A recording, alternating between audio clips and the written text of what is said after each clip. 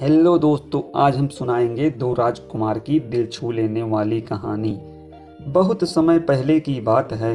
नवगढ़ नामक एक राज्य था जो हर तरह से संपन्न था।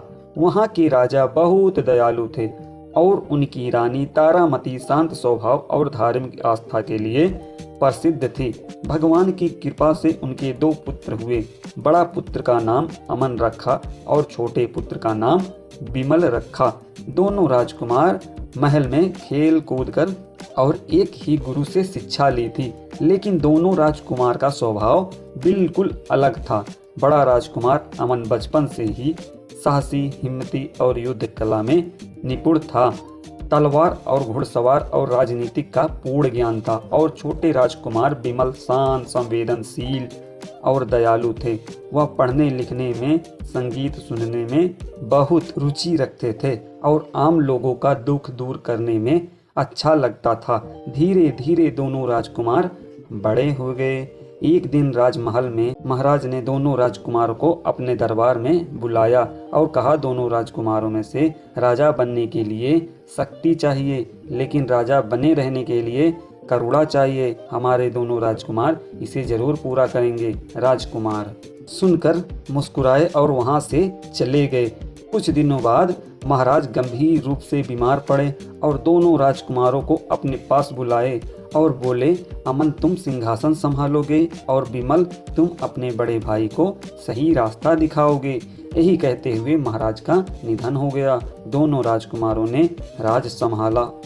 कुछ दिनों के बाद पड़ोसी राज्य ने आक्रमण कर दिया। राज्य में डर का माहौल छा गया। अमन ने सिपाही के साथ युद्ध करने के लिए तैयार हो गए। बिमल ने कहा, रुको भाई, या पहले संवाद का प्रयास करें। अमन ने यह बात सुनकर राजगुरु से कहा। तब राजगुरु ने कहा, यह युद्ध तभी जीता जा सकता है जब राजवंश का कोई भी व्यक्ति संवाद करने जाए। तो बिमल ने कहा, भैया मुझे जाने दो। बिमल की यह बात सुनकर अमन की आंखों में आंसू आ गए और ना चाहते हुए अमन ने बिमल को संवाद करने के लिए भेज दिया। लेकिन वहां का राजा धोखे से बिमल को बंदी बना लिया। जब यह बात अमन को पता चला तो वह बहुत क्रोध में आ गया और उसने सेना के साथ युद्ध छेड़ दिया। युद्ध बहुत भयानक हुआ और नवगढ़ विजय हुआ और अमन दौड़ता हुआ बंदी गृह पहुंचा। वहां बिमल घायल अवस्था में था। अमन ने अपने भाई से कहा, मैं आ गया हूँ। बिमल ने धीमी आवाज में बोला, राज विजय हो गया है? अमन मुस्कुराया और बोला, हाँ हो गया है। बिमल ने कहा, मेरा जीवन सफल हो गया। और बिमल की आंखें हमेशा के लिए बंद हो गई। अमन बहुत दुखी हुआ और राजा बनकर पूरा राज्य संभाला और प्रजा के सभी दुख दूर करने लगा। राज्य में फिर से सुख शांति लौट आई। आप लोगों के लिए ऐसी वीडियो लाते रहेंगे।